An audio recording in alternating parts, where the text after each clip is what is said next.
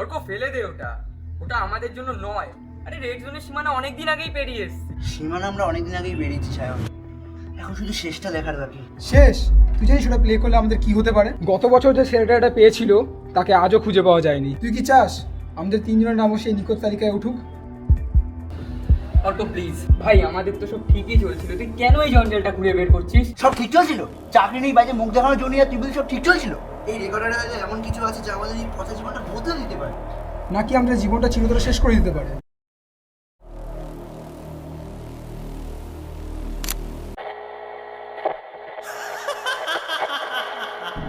এটা, আরে এটা তো সৌনকের গলা। কিন্তু শোনা, ও তো 3 দিন ধরে নিখোঁজ না?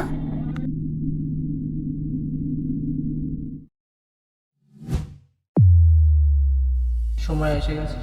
আরে সৌনক, তুই কোথায় ছিলি? আমি ওখানেই ছিলাম যেখান থেকে তোরা ফিরে আসতে চেয়েছিস, কিন্তু রেড জোন কাউকে ছাড় দেয় না।